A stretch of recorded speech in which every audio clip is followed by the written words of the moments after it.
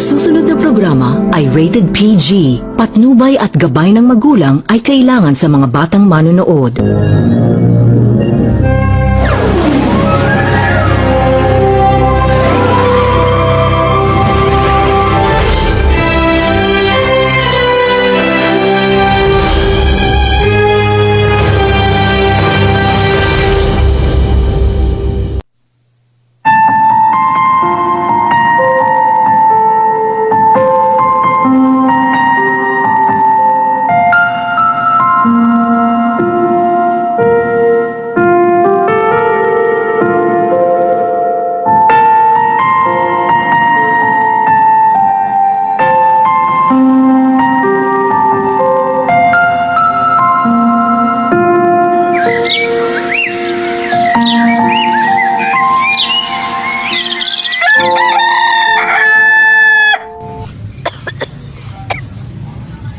Hindi na naman kasya yung sahod ko. Panggamot ni nanay. Baon ni Kat. Pambayad sa upa. Ganito na lang ba palagi? Palagi na lang kulang. Di ko na alam yung gagawin ko.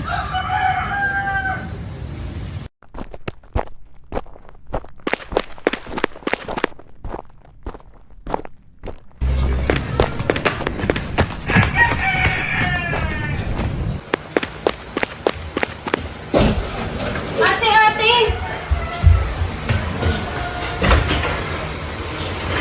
Ano yun? Ano nangyari sa'yo? Bakit nangyari ka? Ate, nandiyan na naman sa Ate Vilma. Maniningil na naman siya ng utang niya. Sisigawan ka na naman niya. Diyos ko, Kat, akala ko naman kung ano na yung nangyari sa'yo. Alam mo naman si ate, kayang-kaya ni ate. Hoy! Mia! Buksan mo nga ang pinto. Papasukin mo nga ako. Ano, Mia? Anong tinatanga-tanga mo dyan? Asan na ang bayad niyo sa upa niyo? 3 buwan na kayo hindi nakakabayad ng utang. Hanggang kailan ako mag-aantay?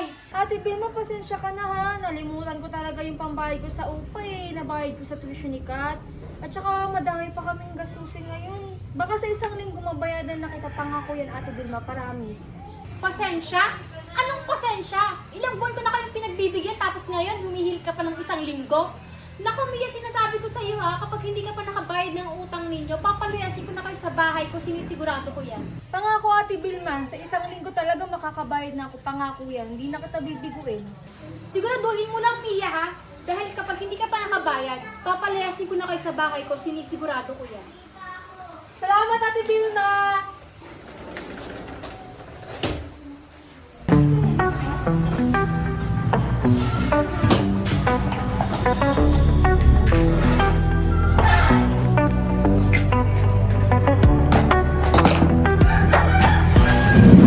Kat, okay ka lang ba?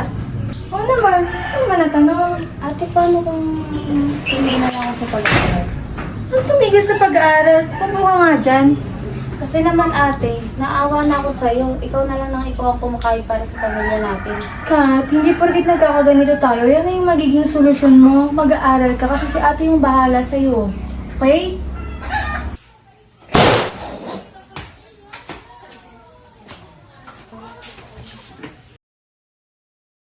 Kuya, lasing ka na naman?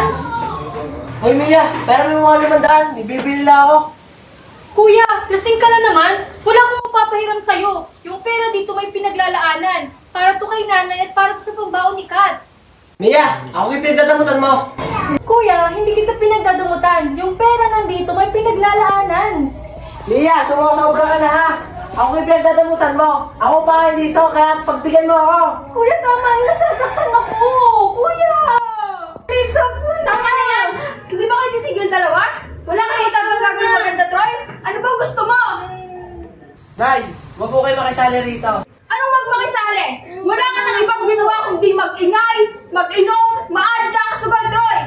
Wala kang pinagkaiba sa tatay mo, parehong-pareho kayo! Nay, tama na po, Nay. Katihatid mo muna si nanay sa kwarto. Lecheng buhay to.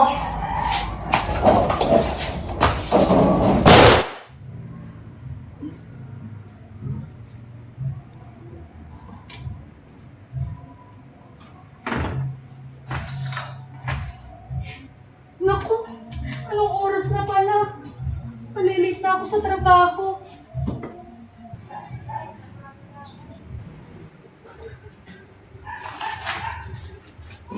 Nay! Kat! Alis na po ako!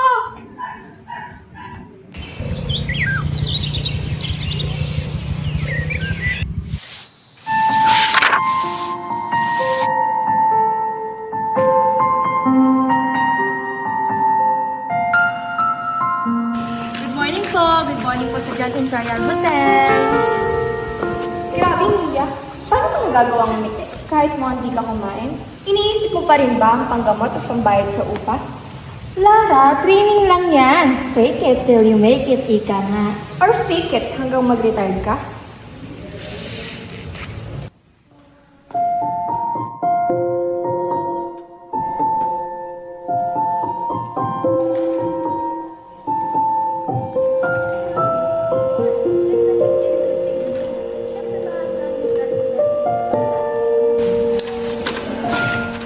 Mia, kanina ka pa nakangiti ah. Pero alam ko naman pagod ka. Ganun naman talaga, Jason eh. Kaya nga ako nasa frontes, di ba? Hindi eh. Iba yung sa'yo. Parang may tinatago sa sakit tayo may pakita. Jason, huwag mo na akong alalahanin. Okay lang ako. Paano hindi kita aalalahanin? Eh araw-araw kita nakakasama sa nakikita. Alam ko peke yung mga ngiting yan. Gusto kita. Ha? Gusto kita tulungan bilang kaibigan mo, hindi bilang katrabaho mo. Dahil alam mo naman may pakaya ko sa'yo eh. Mia, alis na ako. May gagawin pa akong trabaho eh.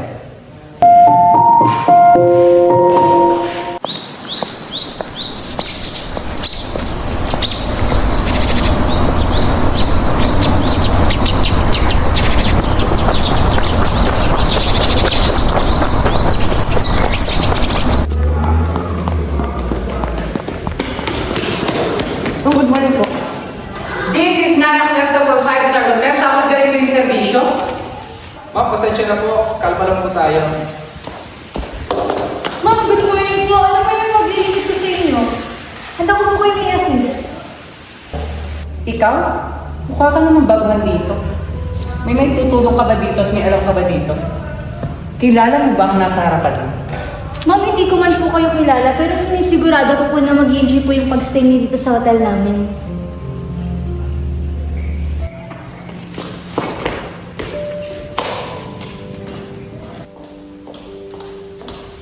Mia! Di ba sinabi ko na ikaw ang sasalubong sa desk kanina? Nasaan ka? Isang beses pa na may mangyaring ganon, tatanggalin ka sa trabaho mo, naiintindihan mo ba? Ma'am, pasensya na po kayo. Hindi na po talaga mauulit. Siguraduhin mo lang, Mia.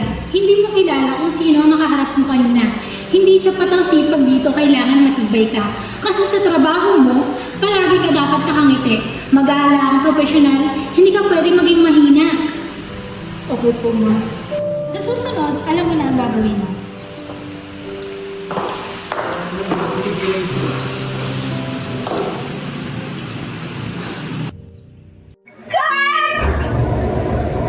Paano nangyari? Ano ba nangyari sa inyo?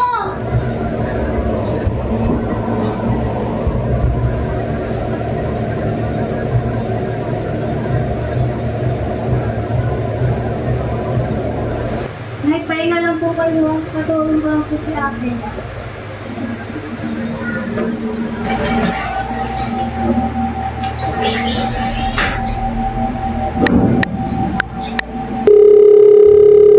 Oh, Bessie, Kerry pa? Oo naman, Kerry. Napagalitan ka na naman ba ni Ma'am Trina? Oo eh. Kasi naman may dumating na VIP tapos wala ako sa frontis. Nasaan ka ba ng mga oras na yun? Nag-a-assist din naman kasi ako ng customer natin. Hindi ko agad nasisimula si ma'am.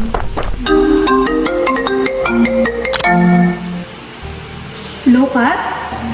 Hello, ate. Ate, inutangan na naman si nanay. Nangasay siya at nawalan ng malay. Hindi ko na alam gagawin ko. Umuwi ka na. Ano? Ma'am Trina! Ano yun, Lana? Pwede po ba kayo makausap? Tungkol saan? Tungkol po kay Mia, meron po kayong kailangan malaman sa Ano kanya. na naman ang ginawa ni Mia? Dahil napapabayaan na po niya ang kanyang trabaho. Kaya nga po nangyari yung incident sa lobby eh. Di naman na po yun mangyayari kung nandun siya para i-welcome yung guest, hindi po ba? Ganoon ba, Lara? Ano pa ang ibang mga nalalaman tungkol kay Mia? Marami, ma'am. Katulad ng paggamit niya sa oras ng trabaho para sa personal na problema.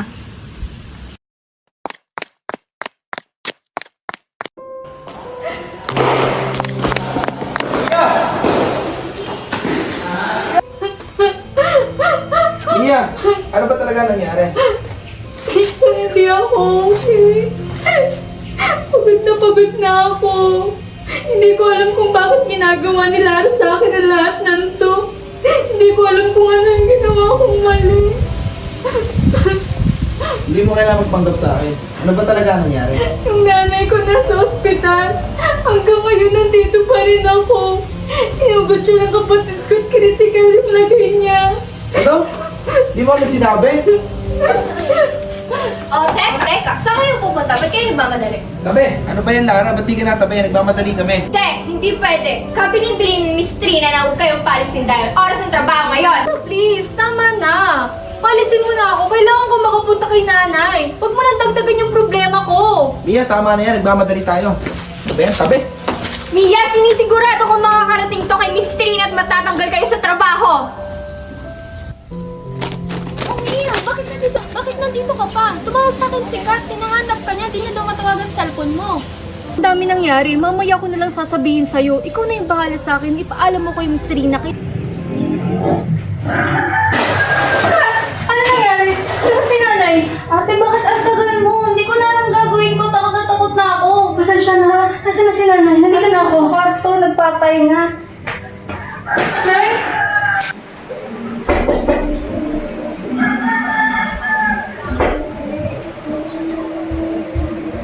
Dok, magandang hapon po. Kamusta ang nanay mo? Nandun po siya nagpapahinga. Sige, Mia, check natin. Check ko muna ang pasyente.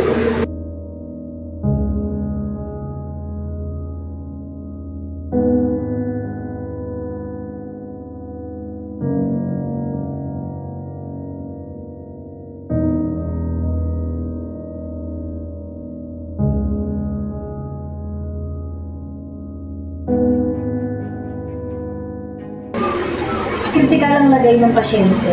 Delikado ito. At may tumutubong tumong sa utak ng pasyente. Kailangan itong maagapan sa lalo't madaling panahon. Ganun po ba? Ano pong mangyayari kay nanay? Maraming posibleng mangyari sa nanay mo. Delikado ang lagay niya. Hindi ko kayo tinatakot pero sa totoo lang, kapag hindi naagapan at hindi naoperahan ang nanay mo, maaaring ito dito. Magkano po ba nakaabutin ng operasyon?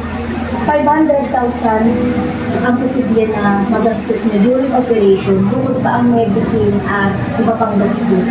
Ganun po ba? So, gawin niyo po ang lahat kay nanay. Gawin niyo po lahat para gumaling si nanay.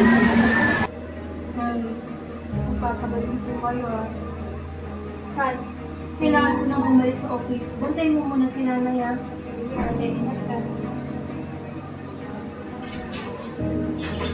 Bea! Kanina pa kita hinahanap, nandito ko lang pala.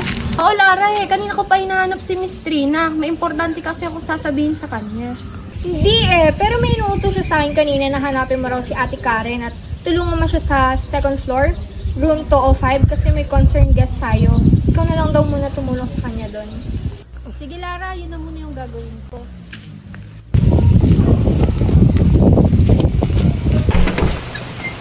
Oh, Ate Karen, kanina pa kita hinahanap. Sabi kasi ni Lara, kanina pa daw tayo hinahanap ni Miss Trina. Ayusin daw natin yung complaint ng second floor, room 205. Ay, Bea, wala nang sinasabing ganun si Ma'am. Tsaka galing akong third floor, naglinis ako ng room. Po? Wala po nang sinasabi si Miss Trina? O, Bea, mauna na ako. Madami pa akong kailangan gawin eh. Sige, Ate Karen. Manda ka talaga sa akin, Lara. Napakasama mo talaga.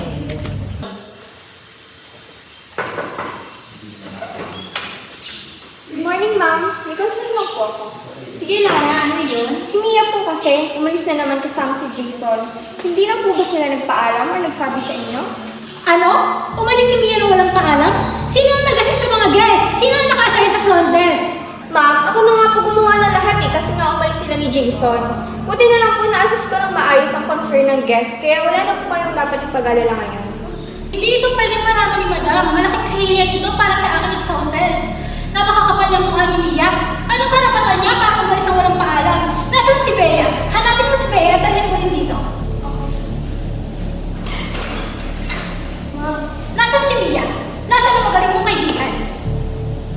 Sabihin mo kay Mia kapag wala pa siya sa office ko within 30 minutes, matatanggal na siya sa trabaho. Pero ma, wala nang pero. Get out of my office now! Lara, bakit mo ginawa yun? Anong kasalanan sa'yo ni Mia para gawin mo yun sa kanya? Ba't puro kasinungaling ang sinabi mo kay Ma'am Trina? Mia, sagutin mo please. Mia. Bea! Anong ginagawa mo dito sa hallway? Bakit ka nagtetelepono sa oras ng trabaho? Sir, pasensya na po. May inuutos lang po si Ma'am Trina. May kailangan po akong tawagan. Wala akong pake. Pag oras ng trabaho. Bumalik ka sa lobby, ayusin mo mga trabaho mo din at kung hindi, makakatikim pa sa akin. Sir, pasensya na po. Sige po, Ano na si Mia? Paano ko siya matatawagan? Lord, kayo na po bahala sa kaibigan ko.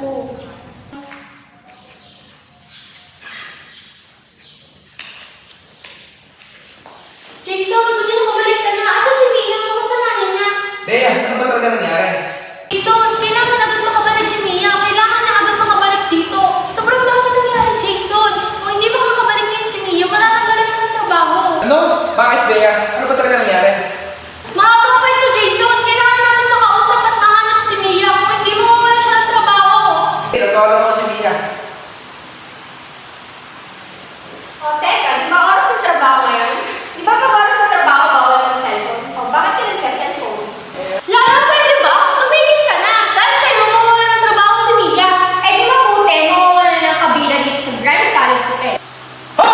Anong kaganapan dito? Bakit kung kayo ng oras ng trabaho, kung anong ginagawa nyo? Anong kaganapan dito? Bakit kung kayo ng oras ng trabaho, doon kayo nagkukwentuhan? Bumalik kayo sa trabaho o hindi!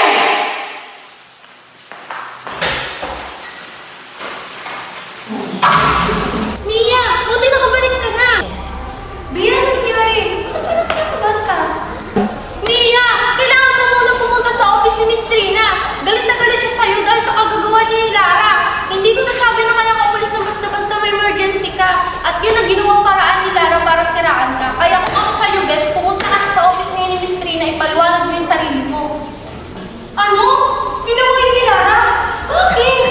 Hindi ko alam, Mia, kung bakit sobrang laki ng galit sa'yo ni Lara, eh wala kang ginagawang mali.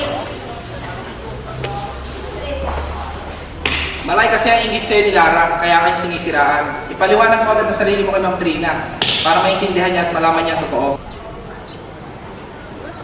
Ma'am Trina, hindi pa rin po bumabalik si Mia. Almost 30 minutes na po nakakalipas, pero wala pa rin siya.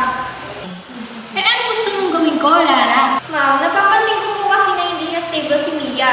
Napapabayaan niya po niya ang kanyang trabaho, tapos dinadala pa niya ang problema niya dito. Palagi rin po siyang umiiyak. Baka naman po maapektuhan ang servisyo ng dahil sa kanya. Hindi po ba mas maganda kung mawawala na siya sa trabaho? Oh, Mia, saan ka galing? Bakit oras ng trabaho maalis ka? Lara, bakit mo ginawa yun? Bakit mo ginawa yun sa akin? Bakit kung ano na sinabi mo kay Miss Trina? Kaya ako umalis ng trabaho dahil sinugod ang nanay ko sa ospital. Yun ang dahilan kung bakit ako umalis ng trabaho. Lara, narinig ko lahat. Narinig ko lahat ng sinabi mo. Bakit mo ginawa yun? Ano nagsasabi mo dyan, Mia? Wala akong pakialam sa nangyayari sa Mia. Ang trabaho ay trabaho. Huwag mo tinatala ang problema mo sa trabaho. Ano bang problema mo, Lara? Ano bang ginagawa ko sa'yo? Marami kang ginawa sa akin!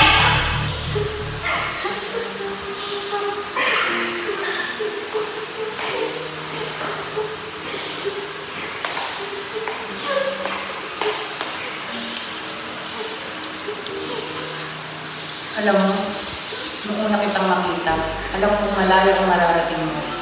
Kita ko sa mga ngiti mo na masiyahin ka tao. Ngunit alam ko din na may mga pinagdadaanan ka't pinanaman.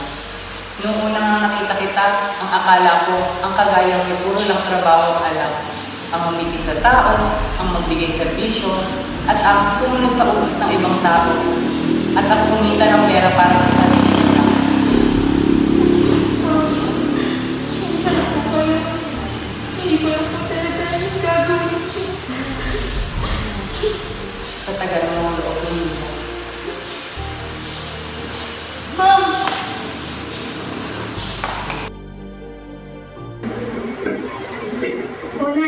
kamusta ka na? Huwag na masyadong pasaway ha. Inumin mo na itong gamot mo.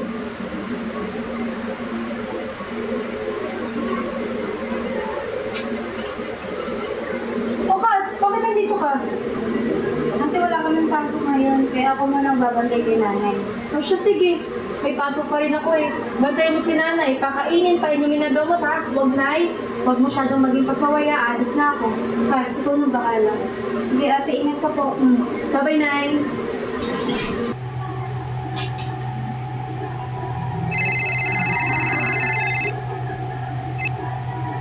O ate, sige tumawag. Kat, tinatawagan na ako sa hotel eh. Kailangan pumasok si ate. Bantayan mo muna si nanay ha. Ganun ba ate? Sige ako na bahala kay nanay. Sige na.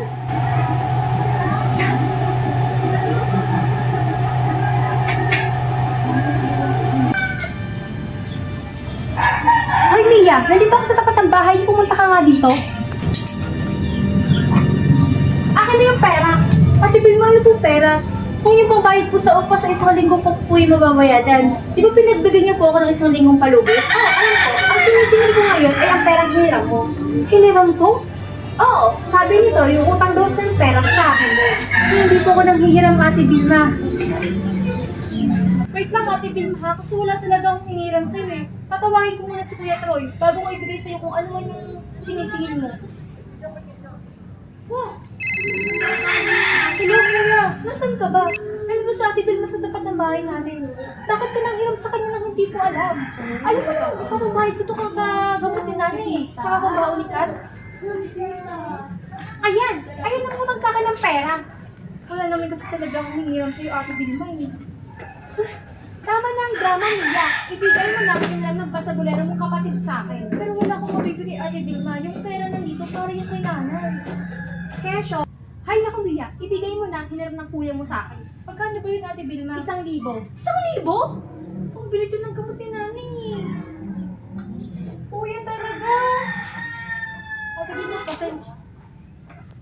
Mia! Okay ka lang ba? Baka kasi mamaya umiyak ka na naman habang duty eh.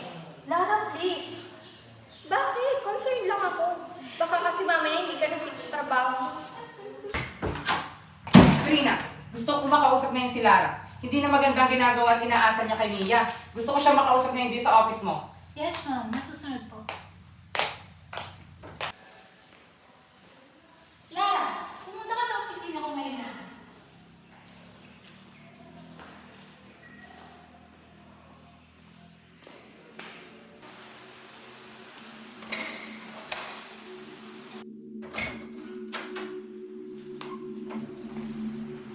Ikaw ang nagsumbong kay Mia kanina, di ba? At ikaw din ang gumawa ng eksena sa lobby kanina.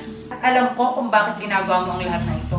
Para matagtag si Mia at ikaw maging regular. Sino ka ba? Ba't ka nangyayari? At saka ba't ka nandito sa office ni Miss Trina? At bakit? Sino bang may-ari ng hotel na ito? Si Miss Trina! Siya ang may-ari ng hotel na to.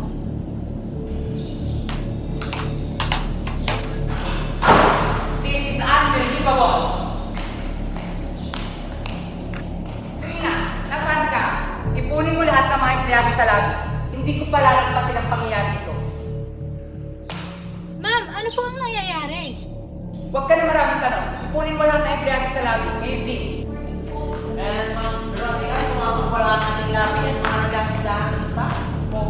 Hoy! Bakit yung ka na? Bakit hindi ka nasuot mo? Hindi ka ba nahihiya sa ating padaw na siya nagpapakain at nagpapalaw sa inyo? I am Veronica Imperial and I am the CEO of this grand hotel.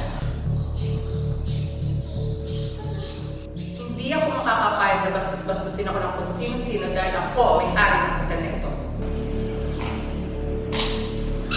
You are fired.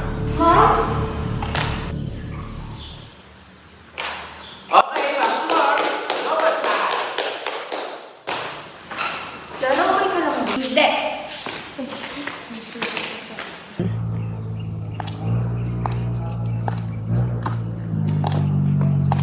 Ma'am, pwede ka po ba kayong makausap? Kung tungkol yan sa walang modong si Lara, huwag na tayo mag-usap niya. Ma'am, pero wala pong kasalanan si Lara. Hindi niyo po ginusto ang lahat. Hindi niyo po alam yung ginagawa niya at napapangunahan po siya ng inggit. Wala nang pero-pero, Mia. Buo na ang desisyon ko. Tatanggalin ko na si Lara. Ma'am, bigyan niyo po siya ng isang pagkakataon. Kasi lahat naman po ng tao nagkakamali eh. At yung pagkakamaling yung kayang baguhin. Alam kong gulat na gulat ka, Mia.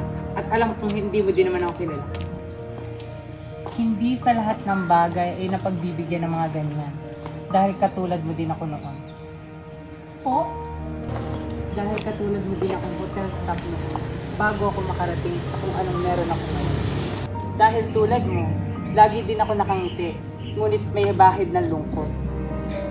At nung araw na kailangan ako ng anak ko, mas pinili ko ang trabaho at yun ang huling araw na nakita ko. Hindi ko alam ang gagawin ko ng mga araw na yun, Mia.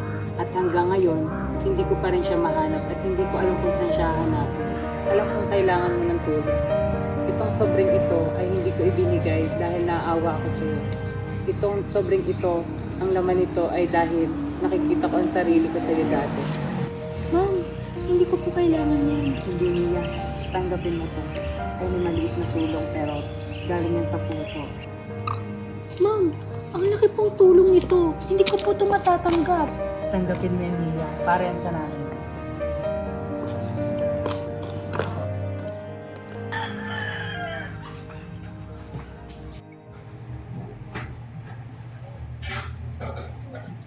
Nay! Ate, ano po ako? May bawang ka ba ba? Oo, ate, meron ba? O, sige, ingat ka sa pagpasok mo ha. Paano kay nanay? Nay, alis na po ako. Bye ka! Ingat ka! Kaya pa nga po pala ako. Di ba po sabi niya sa akin nung isang araw, may kailangan akong malaman? Ano nga po pala yun? Mia, po, kapag nalaman mo lahat, gusto kong ipangako sa kanila hindi ko magbabago. Bakit naman po magbabago na? Marami kong dapat malaman. Po? Mia, hindi. Ma'am, bakit po kayo dito? Paano niyo po nalaman yung bahay ko? Tinanong ko kay Trina, Mia, dahil gusto ko makita ang kalagayan ng nanay niya. Ma'am, ito po si nanay. Ako muna kayo. Nay, ito po si ma'am. Ito po yung may-ari ng hotel na pinagtatrabuhan ko. Ma'am, ito po si nanay. Okay na po siya. Kuha ko muna kayo na mainom ha.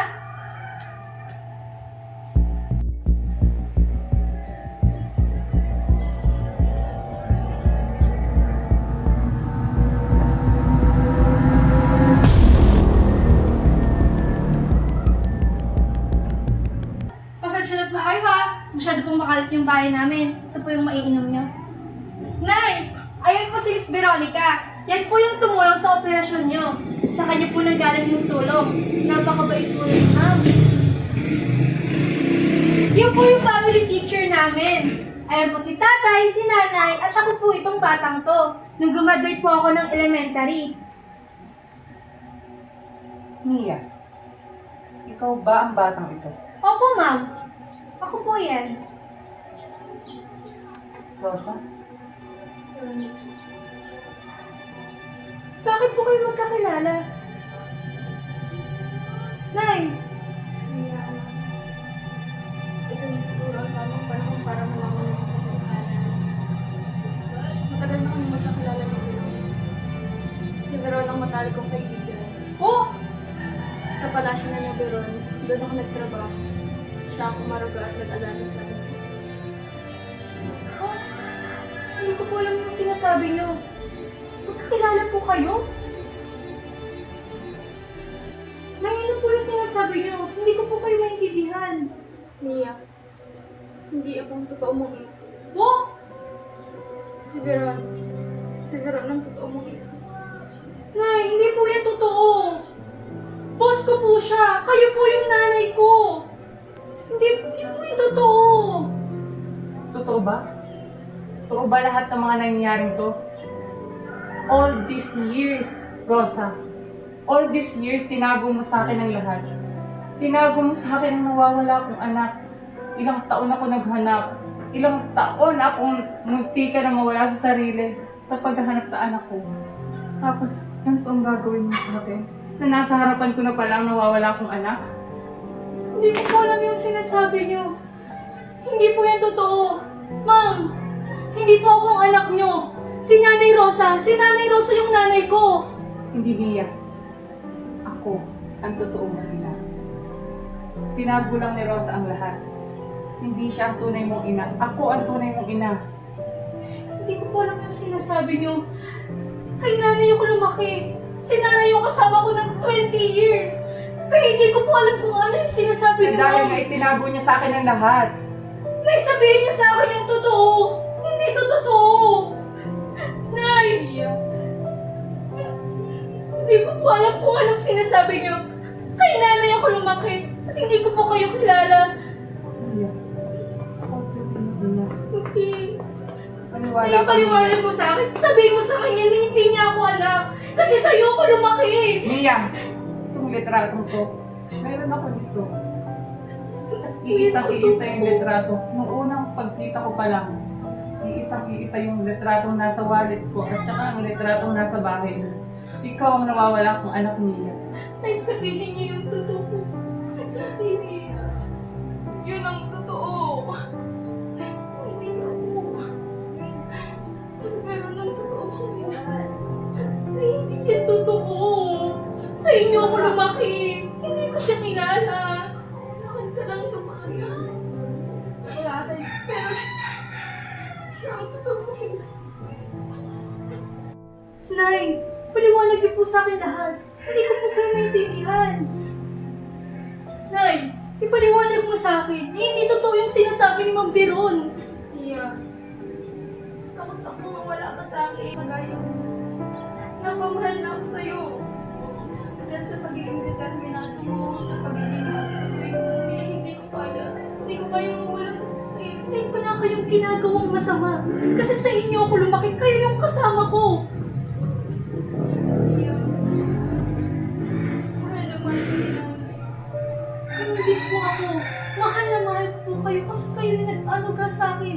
Kayo yung nagpalaki sa akin at kayo yung nakasama ko hanggang sa paglaki ko.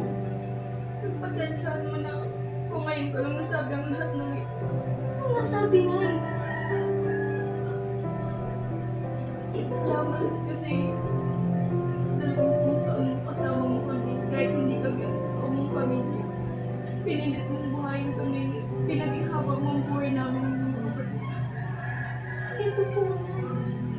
Kayo yung kasama ko. Kayo yung totoo kong ina. Iya. Kailangan nating tanggapin. Kailangan mong tanggapin na si Biron ang totoo mong ina.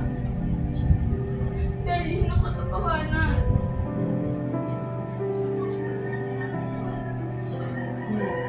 Sumama ka na sa akin. Hindi po ako sasama sa inyo. Sumama ka sa akin. Nay! Hindi! Mia, gusto ko din na maramdaman mo ko bilang ina mo. Sumama ka sa akin. Mia. Hindi po pwede. Ibigay ko lahat ang sa'yo, Mia. Hindi, Nay! Ayoko!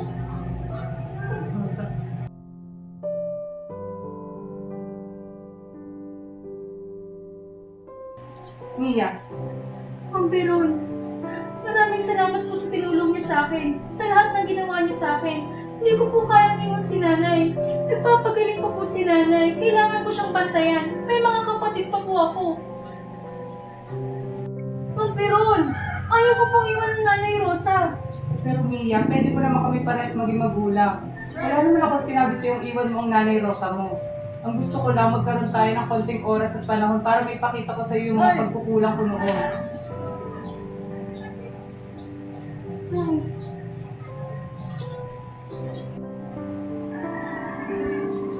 Pero alam ko hindi ka ang totoo niyang ina, pero sana yung huwag mong ipagkakait sa akin na Rosa, hindi ko pinagkakait sa iyo ang anak mo. Iimbitahan ko kayo mamayang gabi sa dinner sa aking hotel. Sana'y makapunta kayo. Mauna na ako. Inaanyahan ko kayo makapunta sa aking hotel mamayang gabi. Sa konting pagsasabi sa akin.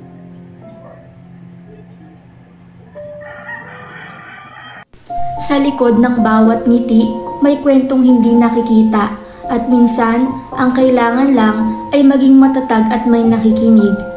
Araw-araw akong pumapasok dito nang parang walang problema. Parang kaya kong buhatin ang mundo kahit durog na ako. Hindi dahil madali, kundi dahil kailangan. Kasi sa trabahong to, hindi sapat na marunong kang umiti. Kailangan Marunong kang magdala ng pagod at tumaban kahit hindi mo na maintindihan ang sarili mo. Pero kahit ganon, pinipili kong tumayo, pinipili kong bumangon, pinipili kong umiti. Hindi dahil masaya ako, kung hindi dahil may mga taong umaasa na biging maayos ang araw nila dahil sa akin. Hindi ako perpektong tao, nagkakamali rin ako. Napapagod, nasasaktan, naguguluhan, pero hindi sumusuko. Kasi sa likod ng mga nakangiting muka at ng uniformeng ito, hindi lang empleyado ang nandito. Anak ako na lumalaban para sa pamilya. Tao ako na nangangarap at may puso ako na kahit paulit-ulit nasasaktan, patuloy pa rin minamahal ang trabahong ito. Kaya kung may isang bagay akong pinagmamalaki, hindi yun ang ngiti ko, kundi ang katotohanan na kahit ilang beses akong madurog, kaya ko pa rin buuin ang sarili ko at harapin ang mundo na parang walang nangyari. Dahil ito ang buhay ko at simula ngayon, kasama ko sa laban ko ang dalawang babaeng espesyal sa buhay ko, si Nanay Rosa at si Nanay Veron, na kasama kong lalaban at susuporta sa trabahong gusto ko. Kapag magulo na ang mundo, ikaw ang payapang hinahanap-hanap ko.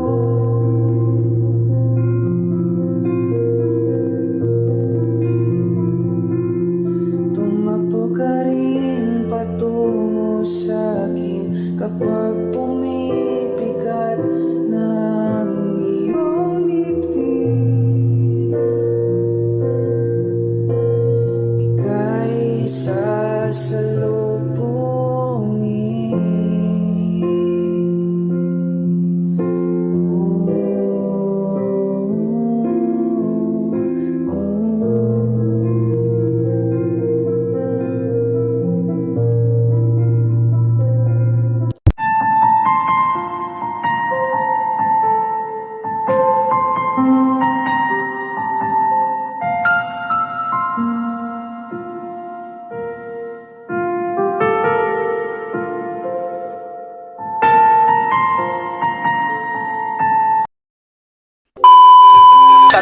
Shoutout sa mga tropa ko dyan! Shoutout sa Kuya RJ! Shoutout dyan!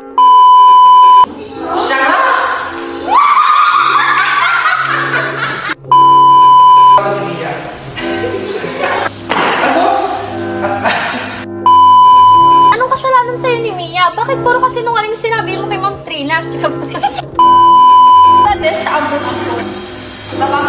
Tama na nga to.